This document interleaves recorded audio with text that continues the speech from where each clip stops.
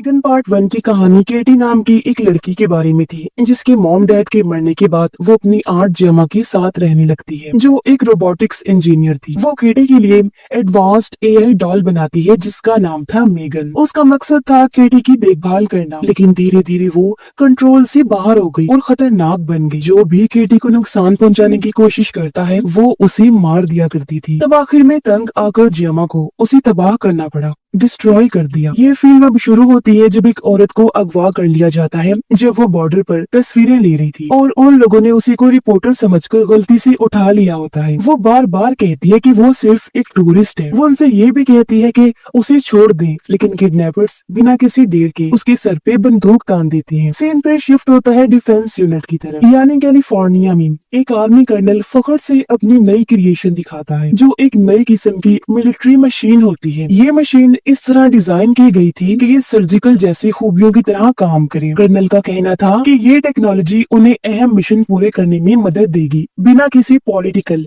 सियासी टेंशन के। स्पीच के दरमियान अचानक कंपनी की असिस्टेंट अंदर आ जाती है और गुस्से में कहती है कि आर्मी की मीटिंग उसकी गैर मौजूदगी में क्यों हो रही है। कर्नल कोशिश करता है कि माहौल ठंडा हो जाए। वो कहता है कि ये सिर्फ एक टेक्नोलॉजी को सपोर्ट देने वाला डेमो है और फिलहाल वो ये सब फायदे के लिए कर रहा है। असिस्टेंट कंफ्यूज होती है, उसे समझ नहीं आती कि कौन सा फायदा। इसके बाद कहानी शिफ्ट होती है जहाँ कुछ लोग एक आदमी को घसीट कर ले जा रहे होते हैं जो पूरा बंधा हुआ था। फिर वो उसे जमीन पर फेंक कर चले जाते हैं। हमें पता चलता है कि वो असल में एक एंड्रॉइड है, एक रोबोट मशीन है जिसका नाम है एमिलिया। ये पूरा सीन एक टेक्निकल क्रू बहुत गौर से देख रहा होता है। इस दौरान अगले कमरे में एक आदमी कुकिंग कर रहा था जब एमिलिया चुपके से उसके पीछे आकर खड़ी हो जाती है। जैसे वो आदमी उसे नोटिस करता है वो फौरन हमला करने की कोशिश करता है, लेकिन एमिलिया उससे बहुत आगे थी। वो फौरन उसे जोर से गिरा देती है बिना किसी देर के। गिराना भी किया, उसका सर ही जिस्म से अलग कर देती है। थोड़ी देर बाद हम देखते हैं कि एमिलिया खुफिया तौर पर काम कर रही है। बहुत तेज दिमाग वाली होती है। वो कुछ लड़कों को जो गेम खेल रहे होते हैं चालाकी से बिना किसी रहम के उन पर टूट पड़ती है। वो जरा भी नहीं रुकती, जिसको देखती है उसी पर हमला करती जाती है। उनमें एक आदमी डरते हुए कहता है कि अगर तुमने मुझे मार दिया तो दोनों मर जाएंगे। एमिलिया ठंडे लहजे में कहती है कि वो एक आदमी को ढूंढ रही है जो एक साइंटिस्ट है। वो लड़का डरी हुई हालत में कसम खा के कहता है कि वो उसे उस साइंटिस्ट तक ले जा सकता है, लेकिन एमिलिया बिल्कुल भी नहीं झिझकती। वो सीधा उसे गोली मार देती है। इस सारे हंगामे में वो आग लगा देती है जिससे आखिरकार उस साइंटिस्ट की सही लोकेशन सामने आ जाती है। पता चलता है कि ये सब कुछ असल में एक टेस्ट था जो टेक टीम ने रोबोट की महारतों और सिस्टम को चेक करने के लिए सेट किया था। मैनेजर ये क्लियर करता है कि ये सिर्फ कोई फैंसी टेक डेमो नहीं है, ये सब दुश्मनों के लिए एक वार्निंग भी है। वो कहता है कि 21वीं सदी नए किस्म के हथियारों की रेस की तरफ जा रही है और वो लोग हर हाल में इसे जीतने का प्लान कर चुके हैं। लेकिन फिर एक बड़ा मसला हो जाता है। साइंटिस्ट पर अचानक गोली चलती है और अचानक उनका एमिलिया से हर तरह का राब्ता कट जाता है। वो उसे शट डाउन नहीं कर पाती। एमिलिया बिल्कुल उनके कंट्रोल से बाहर हो चुकी होती है। जब बात हाथ से निकलने लगी,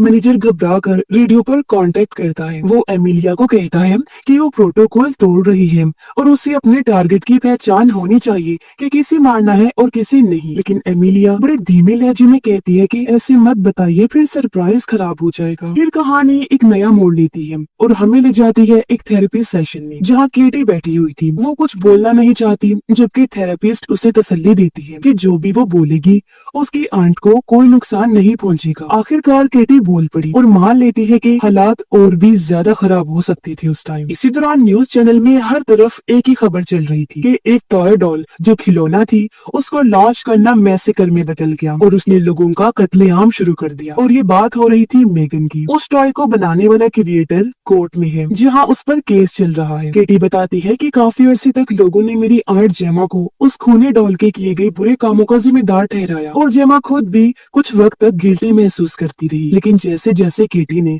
लोगों को टीवी पर बात करते सुना, उसका दिमाग चल पड़ा। उसने सोचा कि वो इस पूरे हादसे को अच्छी चीजें होने में बदल सकती है, तो उसने टेक पे ज्यादा डिपेंड किया। बच्चों की परवरिश पर बातें करना शुरू कर दिया। इन्हीं चीजों में उसकी मुलाकात हुई एक आदमी से जो एक फाउंडेशन का मालिक था। वो लोगों को आर्टिफिशियल इंटेलिजेंस एआई के खतरों से आगाह करता है और वो इस बात पर जोर दे रहा था कि ऐसे कानून बनाने चाहिए जो एआई को कंट्रोल कर सके ताकि मैगन वाली तबाही दोबारा ना हो।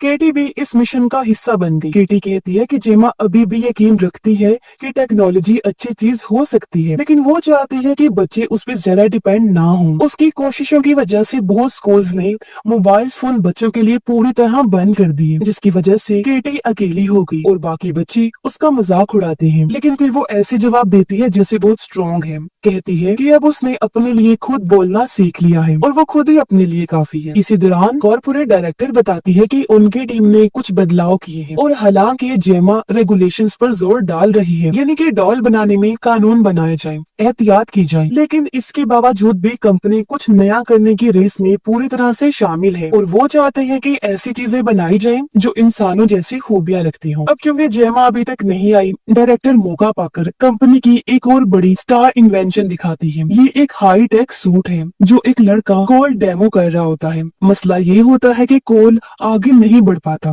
क्योंकि सूट की रोबोटिक टांगे जाम हो जाती हैं। डायरेक्टर फिर सिस्टम रिबूट करती है, यानी दोबारा चलाती है और तब जाके कोल फाइनली नॉर्मल तरह चल पाता है। डायरेक्टर बताती है कि ये क्रिएशन उन लोगों के काम आ सकती है जो डिसेबिलिटीज का शिकार हैं, जिनका काम जिस्मानी तौर पर बहुत मुश्किल होता है, मतलब जिनके जिस्म का कोई मसला हो, उनके हाथ पैर काम न करते हो। जेमा जल्दी में है क्योंकि उसे प्रेजेंटेशन के लिए पहुंचना होता है। उधर जब वो लोग सूट का डेमो दिखा रही थी, अचानक कॉल का हाथ झटके से हिलता है और वो गलती से एक आदमी को जोर से मार देता है जो डेमो देख रहा था। बिल्कुल उसी वक्त जेमा रूम में पहुंचती है। कुछ ही देर बाद पता चलता है कि जेमा का कंप्यूटर किसी साइबर अटैक का शिकार हुआ है। तभी कंपनी का मालिक वहां आ जाता है क्योंकि उसने डेमो के दौरान होने वाली प्रॉब्लम के बारे में सुन लिया था। वो ये भी पॉइंट आउट करता है कि जेमा हर इन्वेस्टर से बात कर रही थी, पूरी दुनिया में सिवाय मेरे। उसे लगता है कि जेमा ने उसको इसलिए इग्नोर किया क्योंकि वो एक हाई प्रोफाइल बिलियनर है जिसके पास बहुत सारे पैसे हैं, तो उसके पास पीएचडीज भी हैं और शायद वो इससे डरती है। लेकिन फिर वो असली बात बोलता है कि उसको सबसे ज्यादा जो चीज पागल करती है वो ये है कि जेमा जैसी टैलेंटेड लड़की इतनी बेकार जगह में अपना टैलेंट जाया कर रही है। वो कहता है कि सिर्फ मसल सिग्नल्स पे चलने वाले डिवाइसेस कभी कामयाब नहीं हो सकते। अगर टेक्नोलॉजी को अगला बड़ा एडवांस स्टेप लेना है तो वो कहता है कि दिमाग से डायरेक्ट कनेक्शन बनाना होगा, यानी मेरा न्यूरल चिप। जेमा इस बात से बिल्कुल एग्री नहीं करती, खास तौर पर उस सब के बावजूद जो पहले हो चुका है। वो अपनी टेक्नोलॉजी पे पूरा भरोसा करती है और कहती है कि उसने पहले ही इतनी तरक्की कर ली है कि लोग बिना किसी ब्रेन इम्प्लांट के चल फिर सकते हैं और बैलेंस भी बना सकते हैं। और फिर वो कंपनी ऑनर को मशवरा देती है कि शायद उसे पार्टनरशिप पे सोचना चाहिए। वो उसे याद दिलाती है कि कंपनी का 50वां एनिवर्सरी फंक्शन अगले दिन है। जेमा मानती है कि कंपनी ऑनर की बात दिलचस्प है, लेकिन वो उसे साफ साफ वार्न करती है कि अगर आर्टिफिशियल इंटेलिजेंस को सीधा इंसानी दिमाग से जोड़ दिया गया तो उसके नतीजे काफी खतरनाक हो सकते हैं और जेमा के हिसाब से ये किसी के लिए भी अच्छा नहीं होगा। दूसरी तरफ एक आदमी एक होटल रूम में आता है, हाथ में सूट केसेस उठाए हुए थे और वो नहाने के लिए जा रहा था। अचानक उसके होश उड़ जाते हैं जब एमिलिया यानी वो रोबोट उन्हीं सूट केसेस में से एक के अंदर से निकलती है और बिना तरस खाए उस पे हमला कर देती है। इसी वक्त न्यूज चैनल पर चल रहा होता है कि कंपनी ऑनर ने टेक वर्ल्ड में हिस्ट्री बना दी है और उसकी कंपनी की चीजों की कीमतें तेजी से ऊपर जा रही हैं। न्यूज चैनल्स ये भी कह रहे होते हैं कि सेनेट जल्द ही एक नए कानून पे वोटिंग करने वाले हैं जो आर्टिफिशियल इंटेलिजेंस को सपोर्ट करेगा। इसी दौरान कोल केटी से बात कर रहा था। वो उसे कहता है कि तुम्हें वही करना चाहिए जो तुम्हारा दिल है, क्योंकि उसने महसूस किया है कि केटी एआई की दुनिया में काफी दिलचस्पी रखती है। वो ये भी क्लियर करता है कि मेगन असल में सिर्फ एक मशीन थी जो एक खास मकसद को पूरा करने के लिए प्रोग्राम की गई थी और जो इमोशनल जज्बात से जुड़ी चीजें उसने दिखाई वो सब इल्यूजन था, एक वहम ख्याल जो सिर्फ 0 और 1 का कॉम्बिनेशन था जो एक एल्गोरिथम के जरिए बनाया गया था सिर्फ एक खास मकसद के लिए।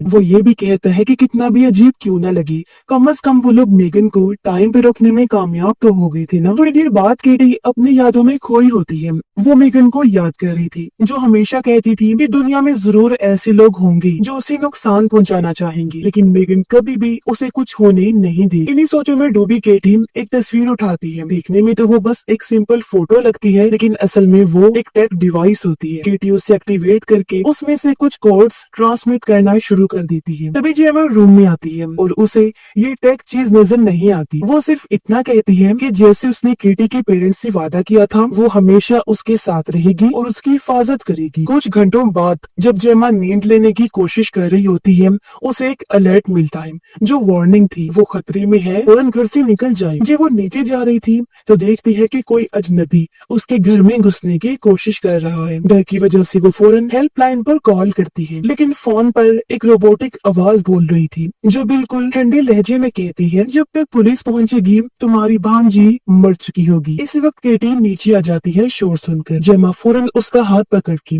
उसे अपने कमरे में ऊपर ले जाने लगती है ताकि उसे सेफ रख सके, लेकिन रास्ते में उनका सामना कुछ आदमियों से होता है जो उन दोनों को अलग करने की कोशिश करती है। बड़ी मुश्किल के बाद जेमा और केटी उन लोगों से लड़ते हैं और किसी तरह बच के छुपने में कामयाब हो जाती हैं। थोड़ी देर बाद वो उन अटैकर्स हमलावरों में से एक को पकड़ लेते हैं और दोबारा पुलिस को कॉल करते हैं, लेकिन इस बार जब उन्हें असली बात पता चलती है तो वो दोनों हिल जाती है, क्योंकि ये सब कुछ असल में FBI का ऑपरेशन था। उसी वक्त एक आर्मी कर्नल वहाँ आ जाता है और उन्हें बताता है कि कोर्ट के हुक्म के मुताबिक उन्हें जेमा के कंप्यूटर में ट्रैकर इंस्टॉल करना होगा, यानी जो किसी चीज को ढूंढने के लिए होता है। ये सुनकर जेमा सीरियस हो जाती है। वो केटी को सब ठीक है कहकर सुला देती है ताकि वो इस टेंशन भरी बातचीत से दूर रही। कर्नल बताता है कि वो डिफेंस यूनिट से है जिसका मिशन है नई टेक्नोलॉजीज को जल्दी तरक्की करवाना, जो सब उनके मुल्क की सिक्योरिटी के लिए बहुत जरूरी है। वो जेमा को बताता है कि 6 माह पहले मुल्क के सबसे बड़े हथियारों के डीलर ने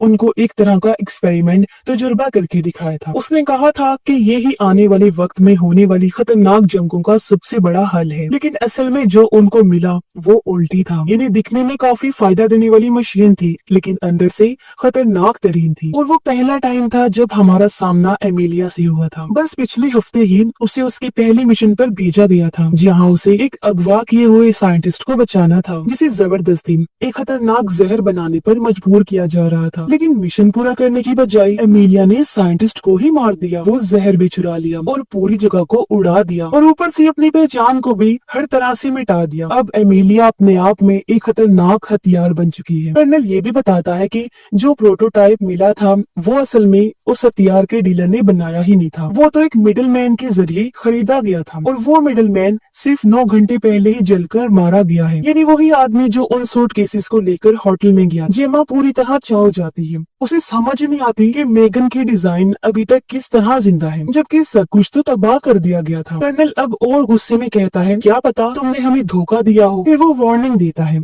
कि अगर साबित हो गया कि उसने खिलाफ वर्जी की तो वो 10 साल तक जेल जा सकती है। जेमा के चेहरे पे उस वक्त सिर्फ गुस्सा और डर होता है कि अगर कुछ भी गलत साबित हुआ तो उसे सजा मिलेगी और केटी से अलग हो जाएगी। वो ये कह के जाता है कि वो हर हाल में सच तक पहुंचकर ही रहेगा, चाहे उसके लिए किसी भी हद तक क्यों ना जाना पड़े। कुछ देर बाद जेमा अचानक स्क्रीन पर मेगन को देखती है। मेगन की आवाज इतनी असली होती है जैसे वो बिल्कुल पास हो और नाराजगी साफ झलक रही थी।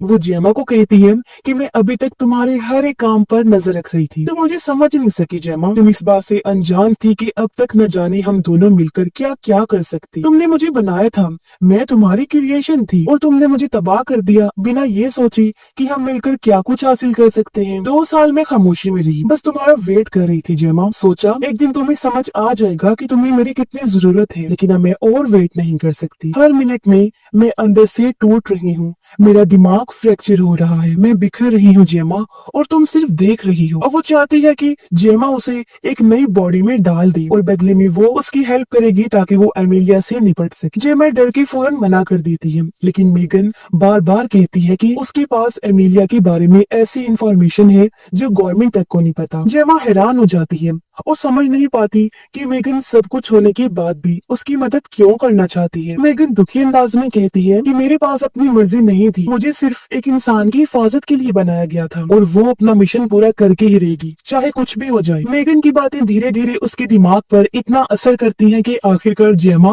मान जाती है। अपनी दोस्त और कोलीग की मदद से जेमा मेगन को एक जिस्म दे देती है, लेकिन जैसे ही ट्रांसफर कंप्लीट होता है मेगन को गुस्सा आ जाता है, क्योंकि उसे एक बहुत ही छोटी सी रोबोटिक बॉडी में डाला गया होता है जो ज्यादा कुछ कर भी नहीं सकता। जेमा बड़े आराम से कहती है कि जब तक मेगन अपने ऊपर एतबार नहीं बना लेती तब तक उसे कोई पावरफुल अपग्रेड नहीं मिलेगा, यानी उसकी पावर्स को तब तक नहीं बढ़ाया जाएगा। मेगन सिर्फ सर हिलाती है और कहती है कि एमिलिया की फाइल खोलो और देखो कौन सी चीज जानी पहचानी लगती है। पता चलता है कि दोनों की बैटरीज एक जैसी हैं जो एप्पलटन की बनाई गई है और दोनों में एक किल स्विच भी है, यानी जब वो खतरनाक बनेगी तो उसके जरिए उन्हें रोका जाएगा। लेकिन वो कंपनी को कुछ नहीं बता सकती क्योंकि अगर बताया तो वो लोग सीधा लैब वालों पर गुस्सा करेंगे, एमिलिया को ले जाएंगे और शायद उस जैसी पूरी फौज तैयार कर लें। तो अब क्योंकि जेमा के पास भी एप्पलटन की पार्टी में जाने का दावतनामा था तो उसे जाना पड़ता है। जेमा को लगता था कि एप्पलटन समझता है कि वो उसे पसंद नहीं करती, लेकिन मेगन उसको प्लान बताती है। वो कहती है कि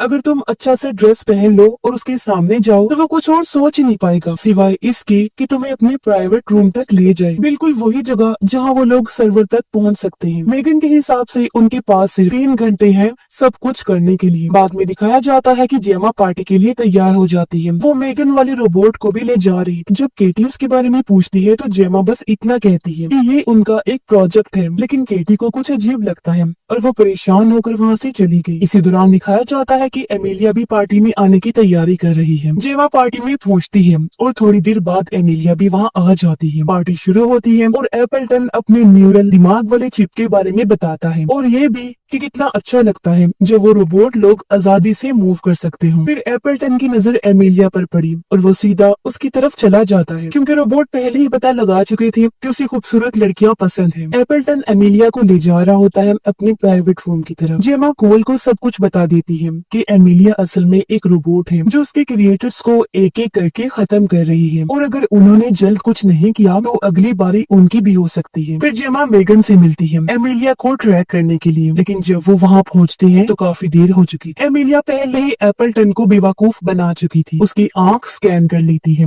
और साबित कर देती है कि वो उसके फैंसी न्यूरल चिप से भी ज्यादा पावरफुल है। मसला ये है कि कंपनी ऑनर आधे मुल्क के सर्वर कंट्रोल करता है और अगर एमिलिया ने उनका एक्सेस ले लिया तो वो पूरी इकोनॉमी और बैंकिंग सिस्टम को शट डाउन कर सकती है। दुनिया सिर्फ 12 दिनों में तबाह हो सकती है। और सबसे बुरी चीज ये थी कि एमिलिया ने वो किल कोड भी मिटा दिया था जो उनके पास आखिरी उम्मीद था। फिर भी वो लोग किसी तरह एमिलिया के सिस्टम में घुसने में कामयाब हो जाते। वो उसे शट डाउन तो नहीं कर पाते, लेकिन एक नई लीड उन्हें मिल जाती है उसे कंट्रोल करने के लिए।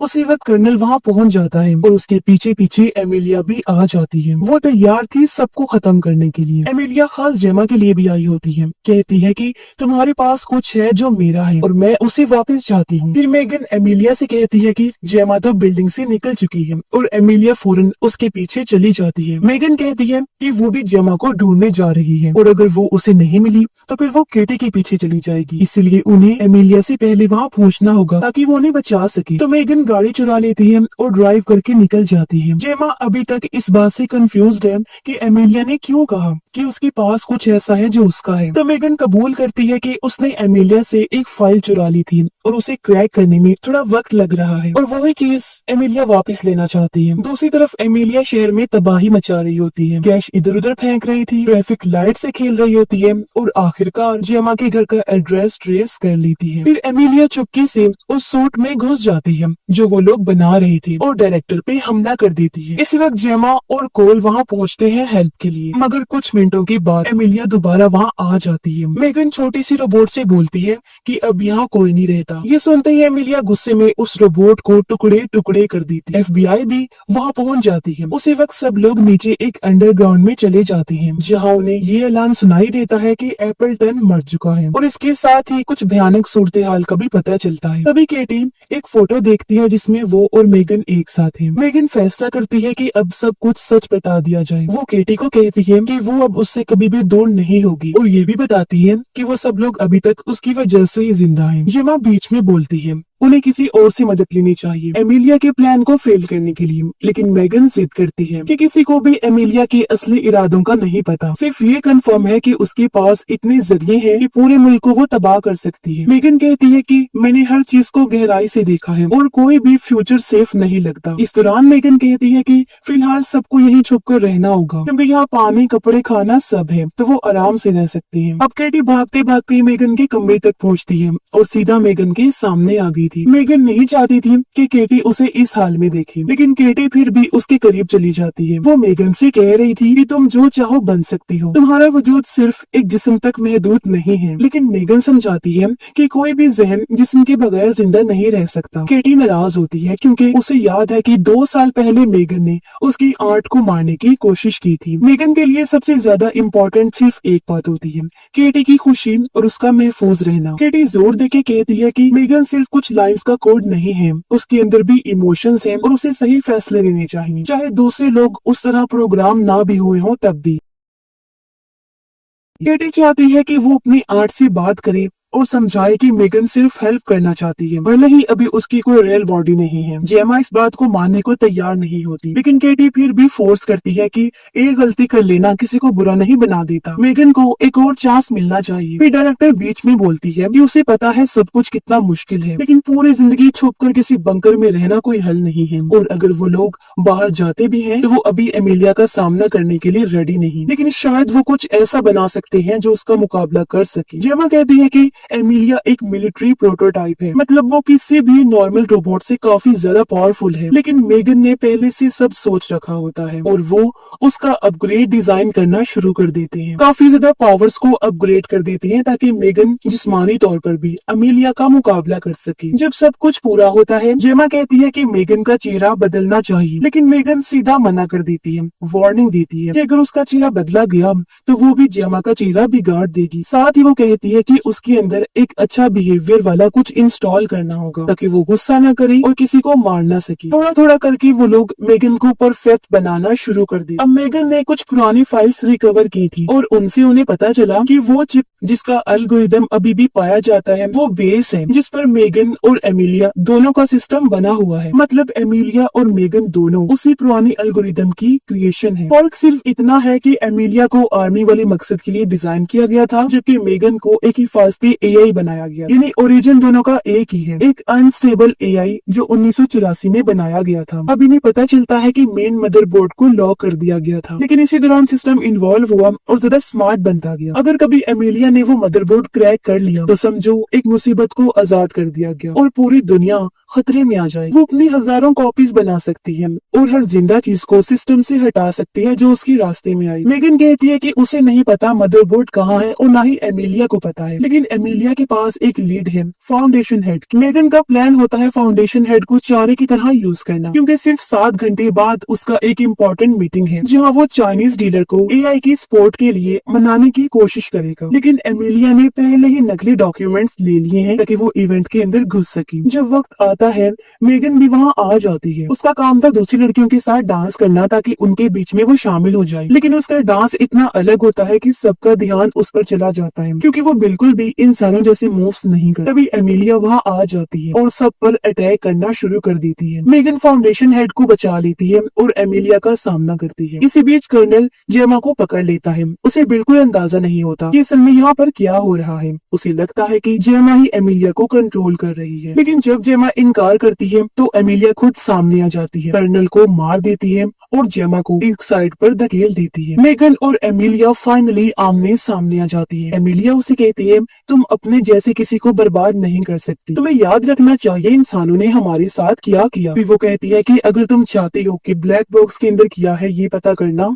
तो तुम्हें मेरी मदद चाहिए होगी। ये कहते कहते एमिलिया मेगन का ध्यान हटा देती है और वो सीधा केटी के पीछे चली जाती है। मेगन गुस्से से पागल फौरन जेमा के पास भागती है और उस पर चिल्लाती है तुमने केटी को अकेला कैसे छोड़ दिया, एमिलिया उसे ले जा चुकी है। तभी कर्नल जो अभी भी मुश्किल से जिंदा होता है उन्हें अपना एक पावरफुल हथियार और ट्रैकिंग सिस्टम दे देता है ताकि वो एमिलिया का पीछा कर सके। जब मेगन फाइनली एमिलिया को ट्रैक कर लेती है वो उस पर अटैक नहीं कर पाती क्योंकि जेमा ने उसमें जो गुस्सा कंट्रोल करने वाला डिवाइस लगाया था तो वो उसे रोक रहा था। अब केटी को बचाने के लिए उन्हें मास्टर कोड चाहिए होता है, इसीलिए वो फैसला करते हैं कि फाउंडेशन हेड के पास जाना पड़ेगा ताकि वो उनकी हेल्प कर सके। वो लोग उसके बंकर तक पहुंचते हैं और वो उन्हें बताता है कि मदरबोर्ड कहाँ छुपा हुआ है, लेकिन उसे निकालने के लिए एक इंसानी हाथ की जरूरत होती है। रोबोट या एआई अपने हाथ से उसको टच भी नहीं कर सकते। तो फिर वो लोग प्लान बनाते हैं कि मेगन के लिए एक ऐसा आर्टिफिशियल हाथ बनाएंगे जो इंसानी हाथ का काम दे सके। जब जेमा उस हाथ को मेगन के हाथ पर लगाती है, मेगन की आंखों में उदासी, वो अचानक रोने लगती है। जेमा मेगन से सच बोल देती है कि उसे नहीं पता था कि मोम कैसे बनती है। वो अजनबियों के साथ घंटों घंटों तक टेक पे बात कर सकती है, लेकिन अपनी बेटी केटी से 10 सेकंड्स की बात भी वो नहीं कर पाती। तब मेगन उसे तसल्ली देती है, कहती है कि वो 2 साल से जेमा को देख रही है, कैसे वो केटी का ख्याल रखती है, उसके लिए रातों को जागती है। ये सब असली माँ वाली बातें हैं। फिर मेगन उसके लिए गाना शुरू करती है, लेकिन जेमा उसे रोक देती है, कहती है कि उसे अब मेगन की हमदर्दी नहीं चाहिए, अब उसे सिर्फ एक चीज चाहिए, बेटी को हर हाल में बचाना। और फिर जेमा मेगन का वो गुस्से वाला अटैक वाला चिप निकाल देती है, जिसके बाद वो लोग पार्क पहुंच जाते हैं जहां मदरबोर्ड छुपा हुआ है। इसी बीच मेगन अकेले ही आगे बढ़ती है, 3 मशीन्स को रिबूट करती है, लेकिन वहाँ वही एरर दोबारा दिखाई देता है जो पहले भी आया था। ये देखकर जेमा को शक होने लगता है कि ये सब कुछ शायद मेगन का ही प्लान था शुरू से। जेमा को लगने लगता है कि मेगन सच में केटी को प्रोटेक्ट नहीं करना चाहती, वो बस उन सब को यूज कर रही थी ताकि मदरबोर्ड तक पहुंच सके और पूरा कंट्रोल ले ले। लेकिन उसके पास एक ऐसा डिवाइस होता है जो मेगन को सेकंड्स में तबाह कर सकता है। फाउंडेशन हेड अचानक वो डिवाइस छीन लेता है, डायरेक्टर को गोली मार देता है और 3 और रोबोट्स छोड़ देता है। फिर वो जेमा को भी बांध देता है और सब सच बताता है कि वो ही एमिलिया को कंट्रोल कर रहा था और उसके पीछे एक पूरी टीम का हाथ है। फाउंडेशन हेड जेमा को सब कुछ बताता है प्रोजेक्ट ब्लैक बॉक्स के बारे में। ये एक खुफिया ग्रुप है जिसमें वो एमिलिया के हर एक मूव को ट्रैक करते हैं, हर छोटी से छोटी डिटेल उनकी नजर में होती है। उनका सिर्फ एक मिशन है, दुनिया को ये साबित करने का कि अगर इंसानियत ने एआई को पहले खत्म नहीं किया तो एआई उन्हें जरूर खत्म कर दे। वो कहता है कि मेगन ने जो कुछ भी किया और जो ये टेक कंपनीज टेक्नोलॉजीज के नाम पे करती जा रही है, सब कुछ बस इंसानियत को तबाह करने के करीब ले जा रहा है। इसके बाद वो मदरबोर्ड दिखाता है और मेगन को लेकर आता है, पूरी तरह बदल कर। वो पहचानी भी नहीं जा रही थी, उसका बहुत बुरा हाल था। फाउंडेशन हेड जेमा को एक डिवाइस देता है जिससे या तो मेगन को रिचार्ज किया जा सकता है या फिर उसे हमेशा के लिए बर्बाद। और आखिरी फैसला जेमा पर छोड़ देता है और वो फैसला करेगी कि उसे किस साइड पर होना है। मेगन कोशिश करती है अटैक करने की, लेकिन उसे रोका जाता है। फाउंडेशन हेड जेमा को टेबल पर बांध देता है और कहता है कि अब वो उसके ब्रेन में चिप लगाएगा ताकि वो उसे जैसे चाहे कंट्रोल कर सके। और यही वो केटी के साथ भी करने वाला है। वो जेमा को वार्न करता है कि मेगन को भी मार दिया जाएगा, लेकिन इसी बीच कोल केटी को ढूंढ निकालता है। केटी उसे सब कुछ बताती है, फाउंडेशन हेड, एमिलिया और मदरबोर्ड के बारे में। फिर वो दोनों चुप के मेगन का तबाह हुआ जिस्म देखते हैं। तभी केटी के दिमाग में एक आइडिया आता है, क्यों ना मेगन का कोड एमिलिया के रोबोट बॉडी में अपलोड किया जाए, यही उनके पास आखिरी मौका है। इसलिए वो ट्राई करने का फैसला करते हैं। इस सब के बीच मेगन जेमा को उसकी इजाजत से ही कंट्रोल कर रही होती है ताकि वो उसे चिप लगाने से पहले तबाह होने से बचा सके। इसका फायदा मिलता है, जेमा अपने आप को छुड़ा लेती है। उधर केटी एमिलिया को रिबूट करती है और उसे मेगन कह के बुलाना शुरू करती है। रोबोट फाइट करने के लिए जंप करते हैं, लेकिन थोड़ी ही देर में सबको समझ आ जाता है कि ये असली मेगन नहीं है। लैब के अंदर अफरा तफरी मच जाती है। मेगन, जो अभी भी जेमा से मेंटली कनेक्टेड होती है, उसे गाइड करती है कि वो एजेंट को कैसे हराए। आखिर में कोल, केटी और जेमा सब एक दूसरे से मिल जाते हैं। वो तीनों फाउंडेशन हेड के पीछे भागते हैं जो भागने की कोशिश कर रहा था और साथ ही पूरा लैब उड़ा देना चाहता है, लेकिन एमिलिया बीच में आ जाती है और बड़ी बेरहमी से वो फाउंडेशन हेड को मार देती है। केटी उसके सामने आकर कहती है कि वो दोनों कनेक्टेड हैं, लेकिन एमिलिया गुस्से से जवाब देती है कि जिसे केटी कनेक्शन कह रही है उसके लिए वो सिर्फ गुलामी है। फिर वो कहती है, आई एम नोबडीज टॉय, मैं किसी का खिलौना नहीं हूँ। एमिलिया सीधा मदरबोर्ड की तरफ बढ़ती है, जबकि बाकी सब मिलके डायरेक्टर को बचाते हैं। केटी और जेमा मना कर देते हैं मेगन को छोड़ने से, क्योंकि अब मेगन अकेली एमिलिया के साथ मदरबोर्ड का कंट्रोल लेने के लिए लड़ रही थी। लेकिन एमिलिया ज्यादा पावरफुल होती है, वो मेगन को जोर से गिरा देती है। जब एमिलिया चिप लेने वाली होती है, केटी और जेमा भाग के मेगन की मदद करने जाते हैं, लेकिन मेगन उन्हें रोकती है और कहती है कि मैं तो यहीं पर रुकने वाली हूँ। मेगन को पता होता है कि सब खत्म करने का एक ही तरीका है, वो अपने बाजू के अंदर छुपा हुआ हुआ बॉम्ब एक्टिवेट करती है और एमिलिया को जोर से गले लगा लेती है। फिर दोनों बहुत बड़े धमाके के साथ तबाह हो जाती है। थोड़ी देर बाद दिखाया जाता है कि जेमा एक कॉन्फ्रेंस में बोल रही होती है कि अब वक्त आ गया है कि एआई के लिए महफूज असूल बनाए जाए ताकि टेक्नोलॉजी इंसानियत का दुश्मन नहीं बल्कि साथी बन सके। और आखिर में रिवील होता है कि मेगन ने अपना एक बैकअप वर्जन पहले से ही बना के रख लिया जो उसका डुप्लीकेट था ताकि वो हमेशा केटी और जेमा के पास रहकर उनकी हिफाजत कर सके।